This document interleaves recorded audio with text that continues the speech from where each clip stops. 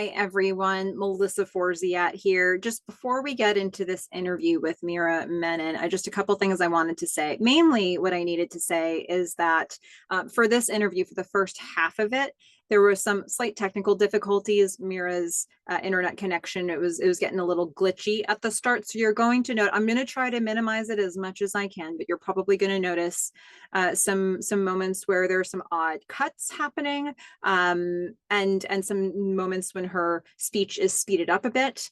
And I hope that you'll stick with it because she had such good things to say in this interview. This interview is all about episode 402, Signal to Noise. Some might know it as the long phone call episode. It's a lot of really good Cam and Joe stuff in that episode, if you remember. And this is the episode that Meera directed. And I have said that this is my favorite episode of the show. So I was really excited to get into it. And Meera really came prepared. She had a script with her and she was going through and she was recalling some deleted scenes.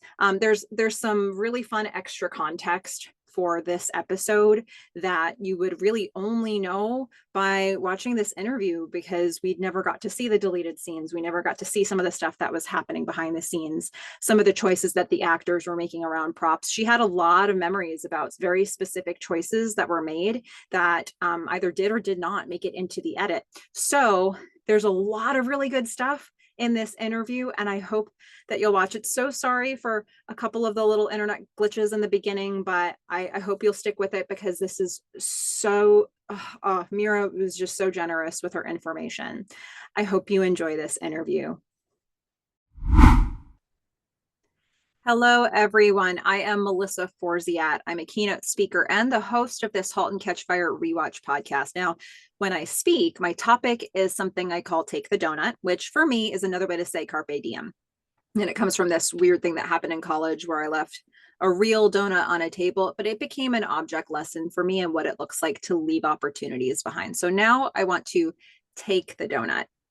Something that I wanted to do this year in that regard is to watch the show Halt and Catch Fire again, but this time actually talk about it with other people, all of you. And we've up-leveled that now because I'm getting a chance to talk with people who actually worked on the show, about the show. So I'm very excited to introduce today's guest. But before I do, because this is going to be another one of our great interviews, quick item everybody should be aware of. If you are brand new to the show Halt and Catch Fire and you are looking for spoiler-free coverage, this is not it. So if you can check out the recaps, the episode recaps are spoiler-free up until the episode that you're on.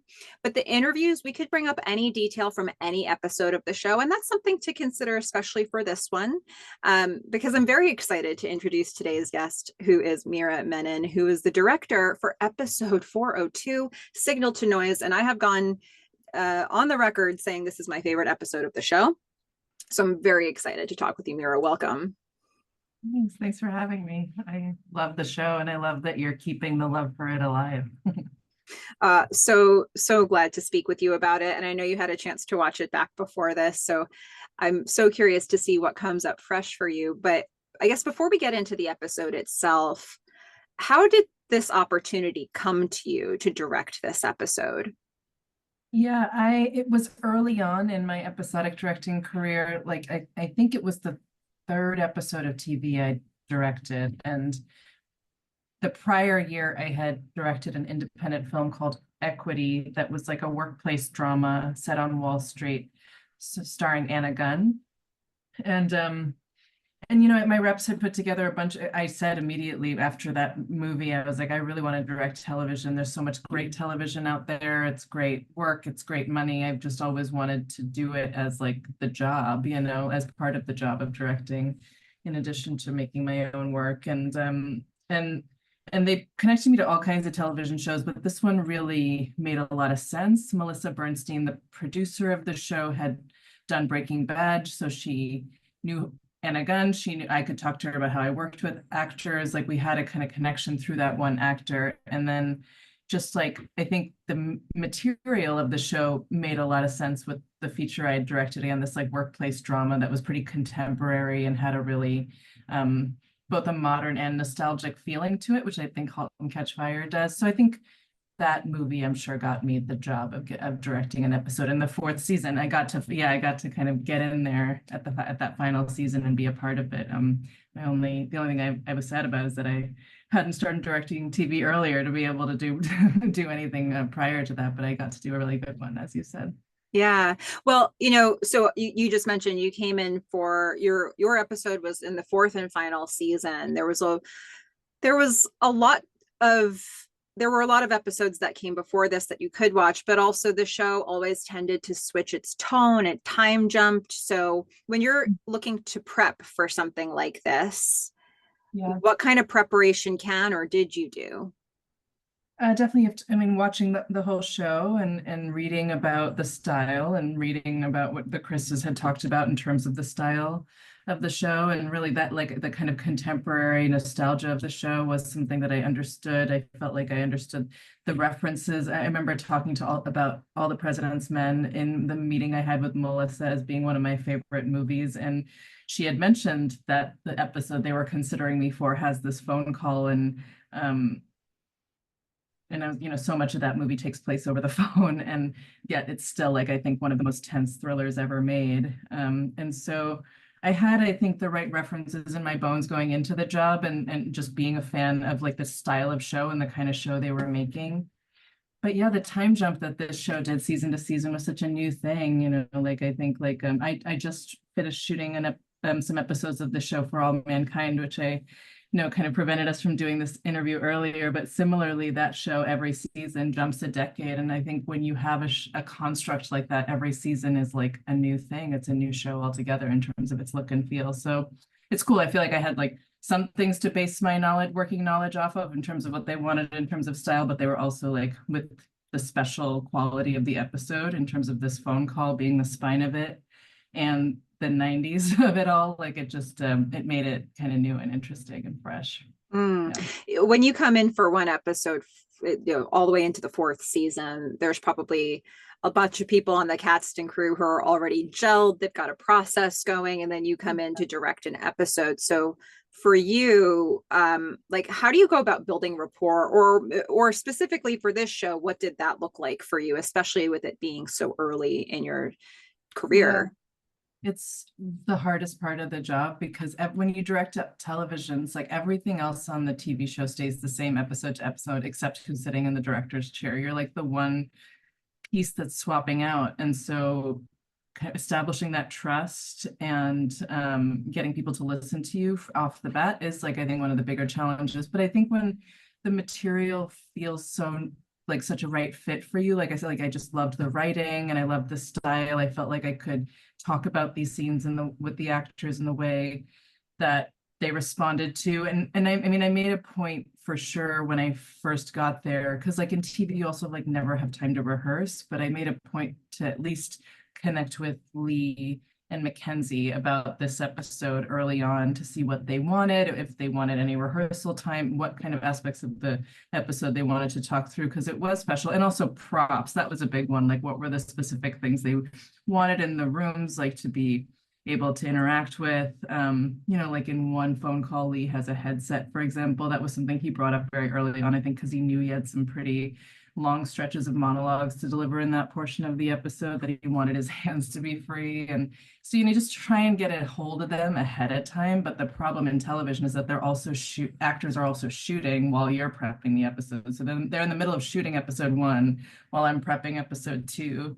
What I tried to do was just steal away kind of bits of time with them here and there to just, like, have them, like, think ahead and think about the scenes ahead of time and kind of figure out what they wanted, if there wasn't anything they could think about ahead of time. Given that you brought it up, is there anything else that you can think of that they mentioned as a prop that they wanted? Because there were quite a lot of props and very specific pieces on set used for their scenes. Yeah, the soaps that Mackenzie's, like, stacking as dominoes. I think that was her. I'm pretty sure that was her request. Yeah. I think the M&Ms were in the script, but I think the way she's, like, color coding the M&Ms in that scene as I was watching it, I was, like, pretty sure she came up with that. Yeah, Lee had the headset. I remember the headset being, like, a thing, because, like, so the big thing about the episode that really sticks with me the most is that we were able to shoot both sides of the phone call simultaneously, because the sets were wired into each other. So they were really on the phone with each other. And we were doing like a shot of Lee and a shot of Mackenzie at the same time, so that we were recording the phone call. Like, we weren't recording their coverage separately. Basically, we were recording it simultaneously, and it really made it grounded and real and almost feel like a play, you know. That must, that totally changes probably the entire experience of trying to do that, because them being on a phone with nobody for an entire thing. I mean, I know actors can do that sort of thing, but it doesn't feel like that is how it was shot in the show. It feels like it's real. So That was like important to everyone, I think, from the moment I got there, that like they were able to really talk to each other on the phone. And so that's why when he wanted a headset, we had to like figure out a new kind of like sound system to make sure that he was still wired into talking to Mackenzie, who was on the adjacent set, to be able to really talk to each other on the phone as we were shooting these scenes. Yeah. Oh my goodness, this is such good stuff. Okay, so I guess one more general note before we get into the specific scenes even more. Look, you've directed a lot of television at this point. So are there any particular things about working on this set that you think back to now and that stands out to you as being unique? Well, that like the fact that like it was so actor forward, you know, it was really about those four. You know, I think everyone knew it. Like, the show is so special because of those four leads, and I feel like the closeness of the actors internally, like I know they really loved each other. There was a real camaraderie. Yeah, and not that, you know, like a lot of shows have good vibes and some don't, but like I think this one has always stuck out to me as having such incredible vibes in terms of the closeness and the sense of like that everyone was just on the same page about the kind of thing that they were trying to make. And I think that's why it's so good. Mm. Well, you've already started to talk about it, and it makes sense because it's synonymous with this episode. The Cam and Joe phone call is so much of what this episode is about. So I guess one of the so I've said this is my favorite episode of the show, and I think like there are a lot of 10 out of 10 episodes of this show for me. And I think what makes this one stand out is how very unique it is while feeling like it's still in the context of the same show we've been watching. And the conceit of this is what gets us there, I think, partly. And it's this idea that you have this long phone call that reminded me a bit of Before Sunrise, a movie like that. But then you have to continue to cut between that other scenes with other characters doing other things at a different pace. So when you look at a script like this and you're thinking about how to bring this to life, what were some of the considerations you were making around pacing for this episode?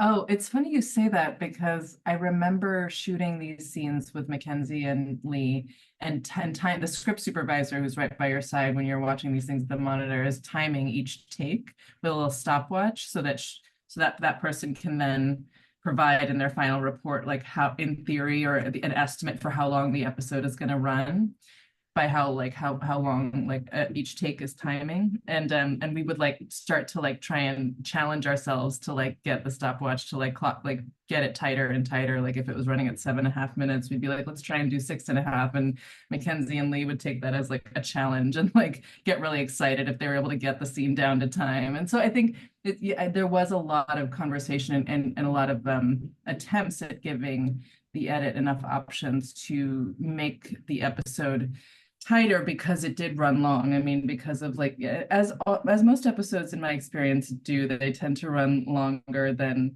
you think, longer than an hour, or longer than, at this time, this was for AMC, it was like, needed to be down to a certain time. So I know even in reviewing the script, I was pulling up the script again prior to our conversation, that there are scenes that we shot that they didn't put in the episode, not any Joe and Cameron scenes, but like that the episode did end up running long, and they had to like cut a lot of stuff, because I think it's just what happens. It happens on every episode I've ever been done, and I think all you can do is just try and just try and pace it up and try and get the actors to pace it up and give like tighter readings of these scenes, to the editor. But ultimately, like, as you see, like a lot of the scenes, like they need that breathing room. A lot of the kind of moments in the phone call between Joe and Cam need that kind of space. So yeah, it's about getting those options, I guess. It's an interesting strategy though, because then they probably start much slower and they get faster. And then when you get in the editing room with all the footage, it's like, okay, well, if we needed it to be paced up or paced down based on what's kind of going to come after this, you have Yeah. all of that available to them. So that's a kind of a fun way to gamify the situation, actually. Um, Yeah, I remember it feeling like a game and them getting kind of excited by the challenge, which is sweet. Yeah. yeah. So, look, he's in his apartment. She's in a hotel room. He's got a handful of rooms to walk around. She's got basically two and a bathroom, which he doesn't really go into. So a lot of the, and yet this whole episode, their scenes seem really fresh to me. Yeah. So what are some of the ways you go about keeping it fresh when you've got so little space to work with? Yeah. Um, I remember talking about a couple of different references. This movie Pillow Talk with Doris Day came up, and we talked even potential. I think there was even a version of the edit that I had done in my director's cut where we tried to do split screen for some of these phone call moments, and so with that in mind, I think a lot of the ideas came from like what can Cam and Joe doing that's like slightly mirroring each other, and I'm literally think there's like one phone call where him in the mirror. And then, oh, and she's talking about being a beauty pageant winner, right? Like she's looking in the mirror for that scene. We were like, okay, let's make sure that they both have like a kind of symmetry there, that they're both kind of doing similar actions.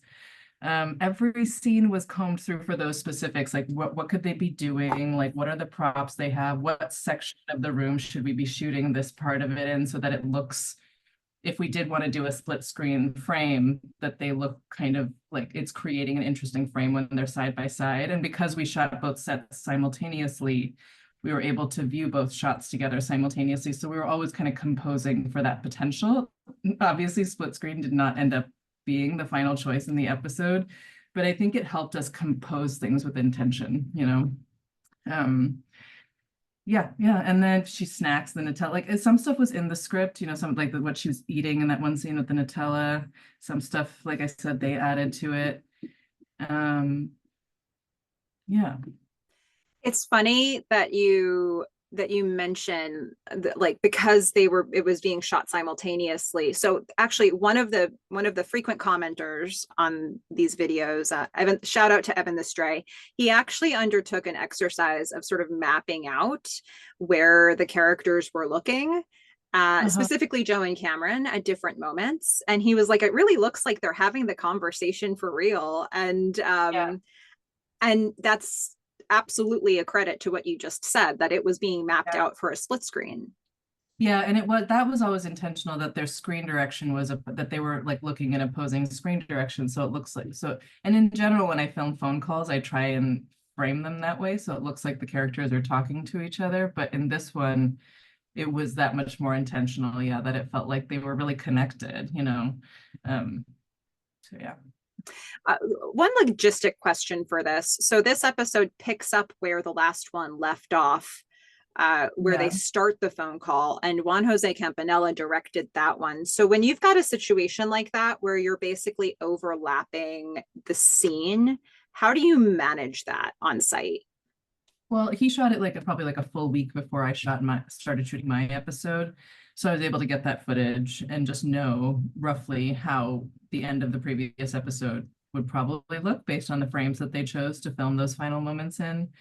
And like I said, in episodic directing, it's like everyone stays the same except the director. So when I stepped in, it's like the same DP who's incredible. Like actually thinking back to this episode, it's like the wonderful people like memo is real. He's like one of the reasons it's like kind of in my so sharp in my memory as being a set that had wonderful people. Because not only was he just a great guy, but he's one of the most creative, like yeah, just photographically one of the most creative people I feel like I've worked with, and at least in the context of making these TV shows. And he's consistent. He was DPing every episode. A lot of shows now have like have DPs that alternate, like a DP does every other episode so they can prep their episode with the director. Camera operators, like everyone in the camera, like they're all the same, right? Like so I tap one out and I go in, and like those guys, I can rely on them to know like what they did and why the choices they made, where they were what they were for the framing of like the end of episode one, so that we could just kind of pick up where we left off. So it's just, you know, like I think that's how you end up being able to do that, is that there is so much consistency beyond just the director changing out Hmm. from episode to episode. Yeah. Okay, so let's talk about a some other characters as we go along, but just like the episode, we'll keep coming back to Cam and Joe because that felt like the right way to structure this as well. One of the things that I love about this show, and this is just sort of to reset this for people who perhaps haven't seen this episode in a minute, the character Haley is so well utilized in this show, especially compared to how other shows use their when other shows that are adult shows have kids in them, a lot of times the kids are underutilized, but almost always the youngest kid is really underutilized. And they gave Haley a lot to do. And this was early days for Susanna Skaggs in terms of her career.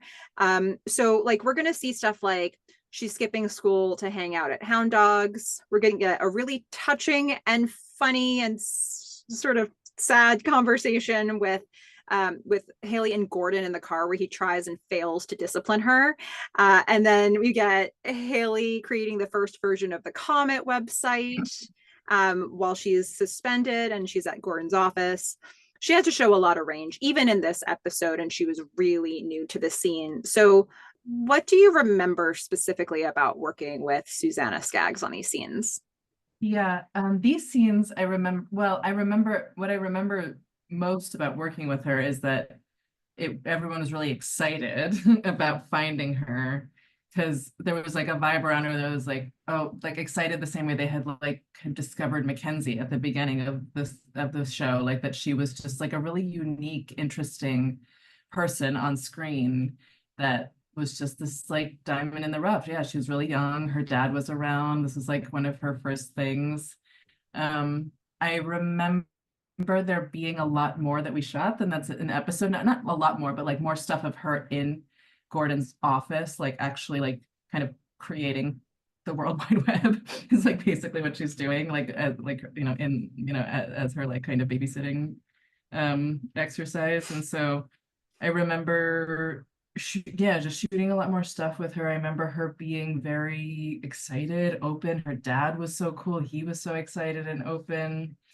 And I remember there just being a lot of excitement on set between, the producers, showrunners, casting office, Mark Lafferty, who wrote the episode, also one of like the most amazing people I've gotten to work with. Everyone was just like this really special find. It's like I remember working with Jenna Ortega on You season 2, and it's like it was that same thing of like, oh, she's really special and like no one knows it yet. Like there is like that feeling, and it's like I think Susanna, like similarly, it was just like, oh, this is like a really special actor in that she's just got these like she's got a like really unique screen presence, so that's what I really remember sticking out about her is how special she was for sure. And I agree, gave her like kind of like good stuff to do in this season, which was cool. Yeah. We also get some stuff with Boz. We're introducing a new storyline for Boz, and this episode's going to really set things up for us. He's pitching a new product to Donna at the start of the episode. We're going to see him doing his classic big Boz story at the start of it. Later, though, he's going to go ask Gordon for money, and we're going to see real hints of desperation underneath that for him. And I don't know that we've ever seen Boz like that before in any episode of this show previously.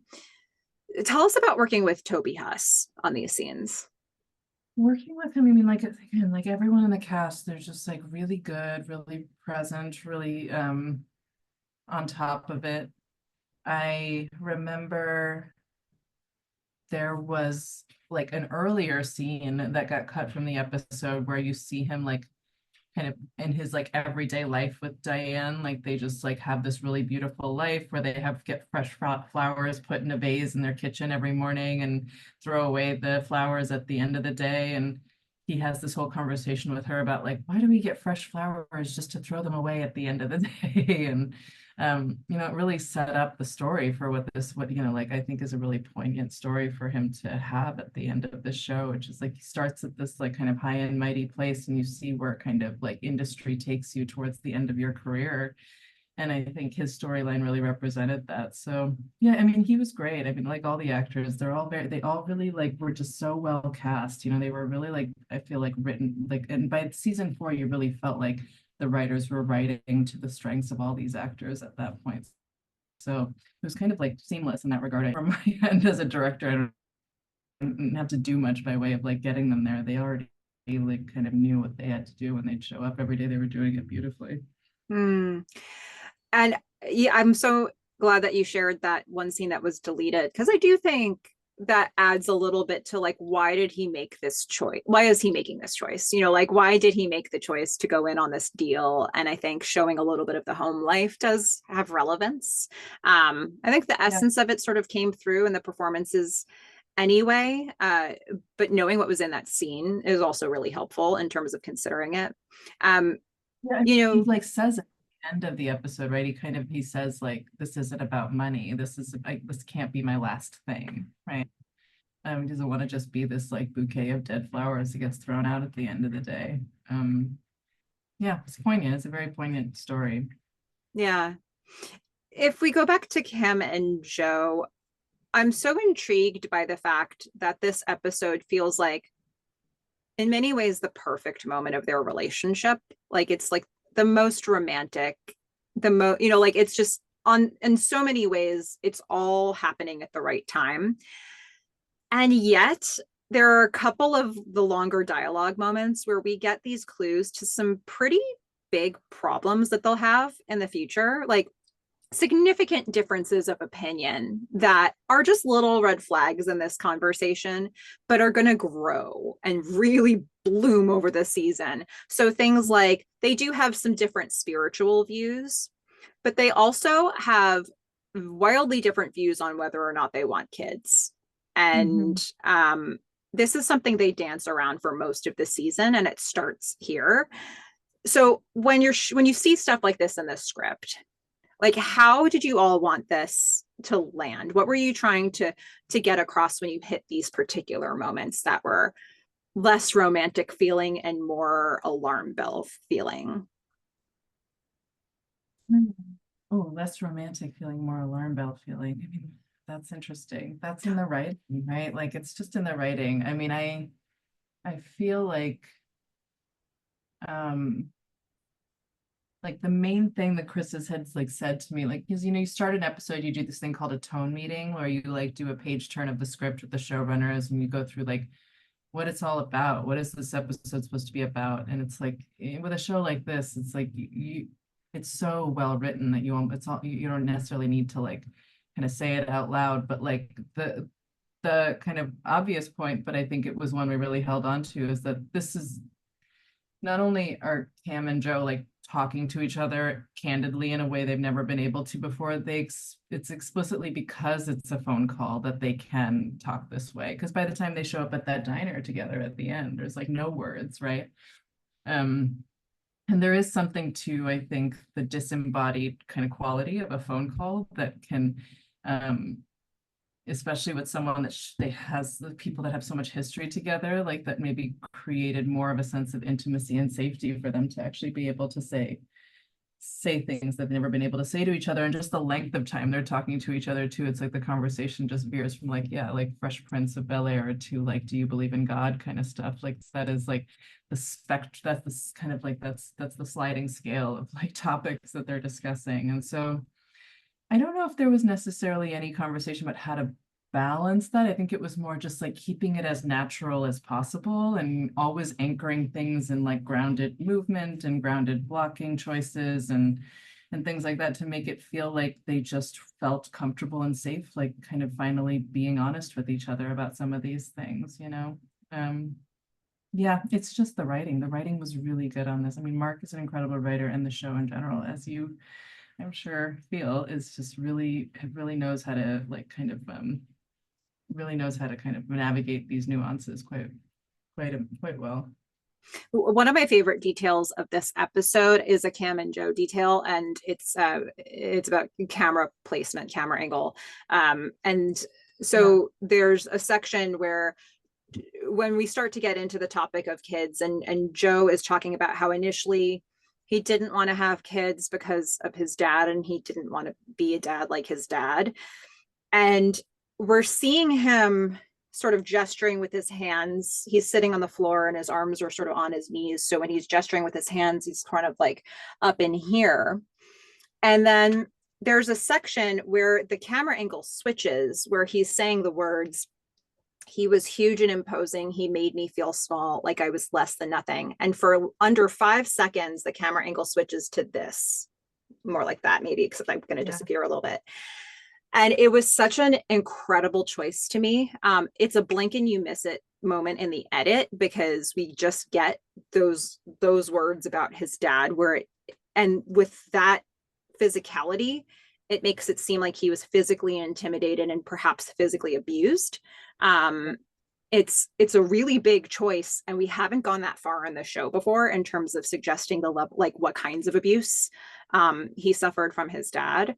So I'm curious, like how this came about. I imagine that you shot a lot of different angles for this scene.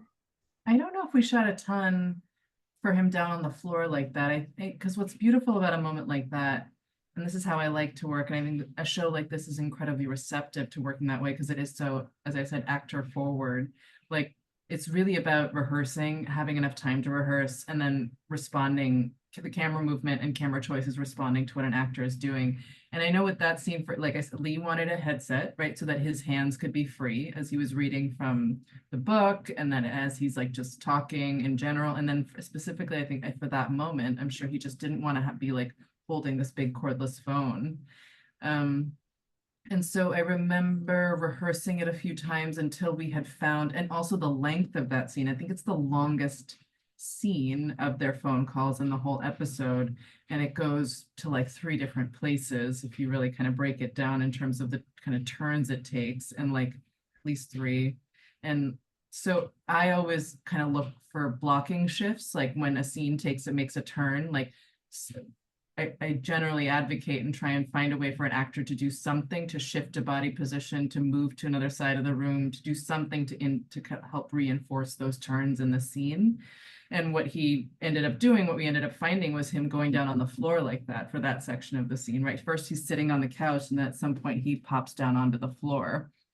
And for that moment when he's talking about how imposing his father was, that felt incredibly right. Now the camera being up there over the hands when he goes up there, I think that's definitely something we like. Once that happened in the rehearsal, the camera operator's like, oh yeah, we got to get that angle because that seems very cool. But also logistically, I think it's just like he was kind of covering his face. There wasn't really an angle we could get, like given that blocking choice, which felt so right, that like we'd necessarily want to be on his face for that moment. You know, it feels like that. I agree. I love that stayed in the edit too, because it's kind of like it's a slightly bizarre angle, or it's slightly kind of jarring, but I think it's perfect for that moment for the reason that you said. And it's totally an extension of a blocking choice that really Lee made, that then we really supported with camera angles. Yeah. So interesting how it all comes together. I mean, it sounds like a lot of flexibility on set gets used to some of these really great moments. Yeah. Yeah. Like trusting great actors. I mean, you got a cast like this, you don't have to come up with all the ideas yourself, you know. You really like kind of want to watch what they're doing and take their lead. That's my feeling, especially again in a show like this with a cast this strong. Mm. Well, let's talk a little bit about Gordon, because there is a thing that was happening actually kind of a lot in season 4 that I really was not noticing enough until this rewatch. And there's an example, there's at least 1 or 2 examples of it in this episode. So while Joe's away, Calneck is just coming apart at the seams. It's a like a fatally bad day that's happening for Gordon right now. And he's trying to get the head of a telecom company on the phone to help them manage bandwidth for the fact that the users are staying on all day. And that person keeps passing him off to somebody more junior, which is a terrible sign for them. The guy's name is Barry Schnellum. Gordon keeps struggling to say his name, and it seems like a comedic thing. And at a point a little bit after he's struggling with his name, he actually is so angry that he says, I'm going to put my goddamn face through his goddamn fist, which is definitely a reversal of words, right? And I think at the time that when on previous rewatches, I thought this was like, oh, it's kind of like a funny mistake, but I am now tracking how many language flubs Gordon actually has in season 4. So I'm curious, like, was this discussed? Was this like clearly written into the script as it was like meant to be signals or symptoms of his worsening illness, or is like what was happening in the background while you were on set with this? You gotta, so in the script, it was Barry Schnellman, you gotta get on the phone right now and tell Barry goddamn Schnellman that if I don't have John Volpe on the phone like pronto, I'm personally driving to MCI and pounding my nose through his fist. Okay, so that whole line changed. Yeah. But the essence, the point of it stayed the same. Yeah. Um, This terrifies and confuses Shep. Gordon blinks, scanning his own sentence, putting hands on. I think it was, as we played it, meant to be more comedic. mhm.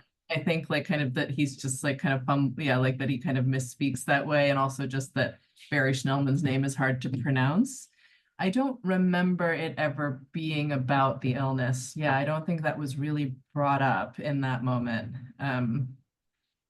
But it's interesting because, like, you know, I mean, it could have been something Scoot was playing. It just wasn't something that necessarily was there in the script with that intention. Because also the thing is, I think as the scene goes on, in the episode, we cut out on him as the camera's kind of moving around him and he's like kind of panicking.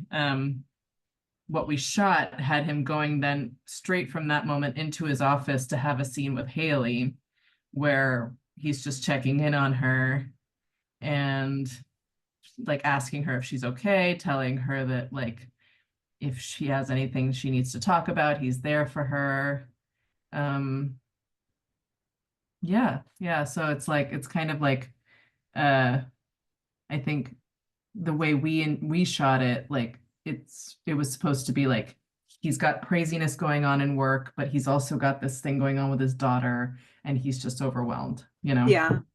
Yeah. No, that makes a ton of sense. I mean, on all previous watches, I never picked up this stuff to that degree, and this always tracked for me as just like a funny moment of he's just messing up some words and he's so frustrated. It wasn't until later that I started catching like, okay, we're gonna get more stuff in like, you know, the middle of season 4. You know, it's I don't and maybe that's the kind of thing that people start remembering choices that were made earlier in earlier episodes and then start to sort of level that up to a Yeah. degree. Um, Really interesting though. One other technical thing I'm wondering about is a lot of people are noticing the coloring in Donna's office. It's like um uncomfortably sometimes greenish or even yellowish. Mhm. There's like a tint to her office, and I don't know if this is because there's meant to be that giant window behind her, and we're meant to be getting a feeling of like nature coming through, or like, you know, like the shading of the trees or whatever. But I'm curious if there was ever any intentional conversation about lighting, coloring, or tint for especially Donna's office. Donna's office, I don't, let's actually see if there's anything. I don't think so.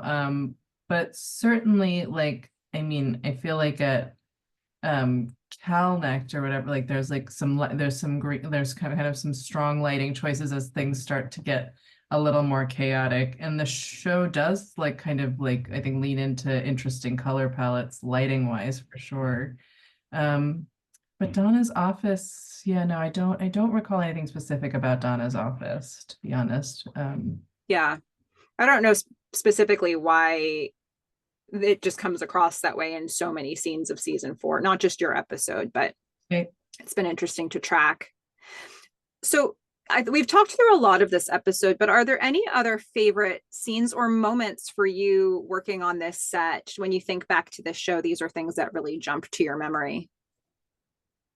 Um, I remember that conference room scene where they're like that, like where Gordon and Shep are being told to, you know, before that last time that if they have any concerns to talk to Barry Schnellman. And they're all like hovering around that conference room table. This shot is not used in the episode, but as an example of the kind of level of unbounded creativity that was behind the scenes on that show, I remember watching the rehearsal and Evans, the DP, and the operators kind of whispering. And then he comes over to me. He's like, what if the camera was in the center of the table and it was the phone? And we just like rotated it around, like kind of like had it pan around the table as if it's the point of view of the phone. Such a weird idea. And in most other shows, I would like probably not go along with it out of sheer just like convention, because it probably, and it didn't end up getting used here as so it's kind of a slightly moot point, but I think that's the kind of creativity that was applauded and accepted on that show. So we did it, and it did probably just was a little too jarring and odd for the scene.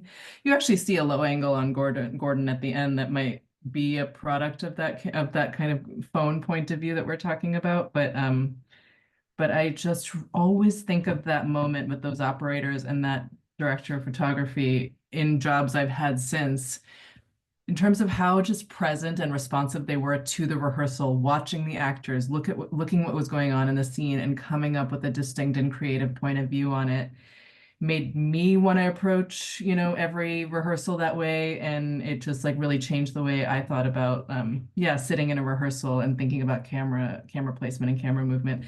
And I just feel like that it's a credit to the show. And again, the kind of creativity they really gave, that creative license they really gave to everyone that they put on that set.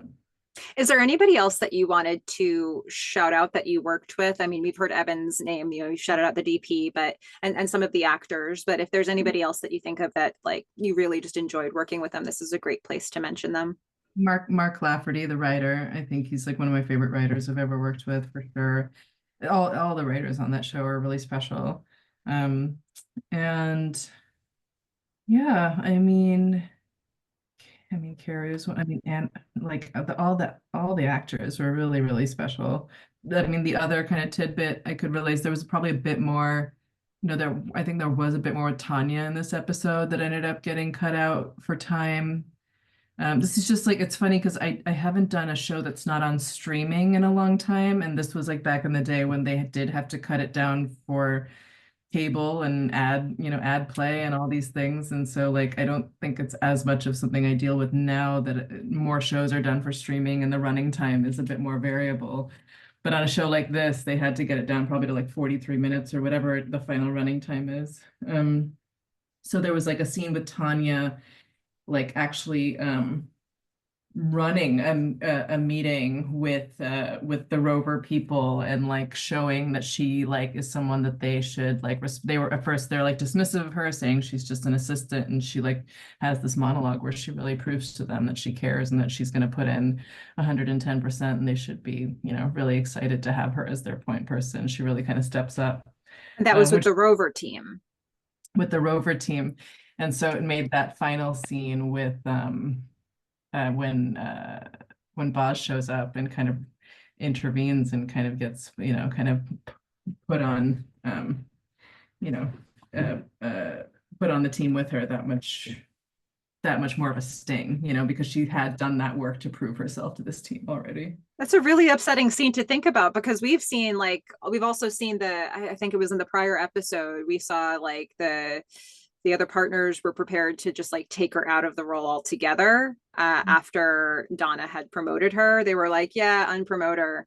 And then Donna found this compromise. But to have that scene, that would have hurt so much. Oh my goodness. Shot a lot of stuff of her preparing smoothies in the morning. We had there were a lot of like montages of like how Tanya prepares smoothies for Donna, and then she prepares one for herself. Those were beautiful. So much color in those shots. Like, yeah. So one other question that I was thinking of, as you mentioned Mark Lafferty, what is the relationship that you would have had with Mark Lafferty once you like took over to start directing? How much conversation was there between you?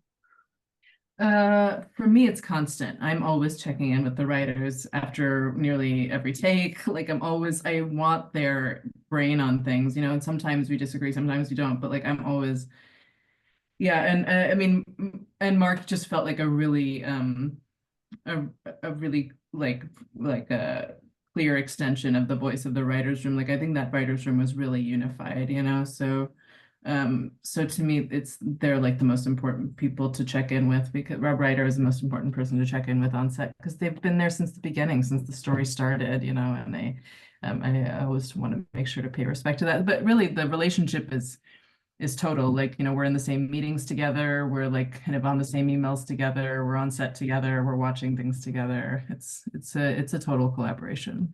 Yeah. So, I mean, those are my questions about this show, but what are you up to now? Is there anything that you've done recently that you can share? It might be a minute before this actually drops, but yeah, what's been going on for you? For All Mankind, like I said, I just kind of did season 5 of that. So that should, when that comes out, people should definitely watch it because there's some really special things happening this season on that show. Um, and yeah, I've done a couple of shows since the strike ended. It's been a kind of crazy time in the business, and thankfully things are starting to pick back up. But yeah, I did an episode of the show called Long Bright River with Amanda Seyfried. That's like a limited series that should be coming out sometime next year. Um, yeah, like it's starting to come back, which is good. But obviously, yeah, like I'm sure many people you'll talk to in this business, it's like been a weird time. Yeah, it Yeah. actually makes me really happy when people are like, it takes a minute to schedule an interview because people are working on projects. I'm like, yes, thank goodness. That means stuff is going to start coming out. Like, we'll get to watch things that are Yeah. new and fresh, and I Yeah. look forward I'm all in on Amanda Seyfried limited series. Like She's anyone she does, sign me up. I'm in. yeah. Yeah. Another one. I mean, they're like she's another one I would just feel like everyone on the cast of Halt and Catch Fire. I'm just like, wow, it's like a real deal. Great actor. Just like there's not much that can go wrong if you just like let them do their thing. Mhm. Absolutely incredible. I mean, thank you so much for taking time and talking about this show and sharing your thoughts about Halt and Catch Fire. This was just such a blast to talk with you. Cool. Thanks, Melissa. I'm sorry my internet's so shitty. We just got it fixed the other day, so I'm a little annoyed. Totally okay. You know what? You shared so much really good information that we're all going to be okay with it. But, Like it's fine. Um I'll try to work the edit in such a way where it minimizes it, but I mean, this was just so good. But thank you again. And to everybody who's watching this, please go out there and watch Halt and Catch Fire. yes. Bye everyone. Bye.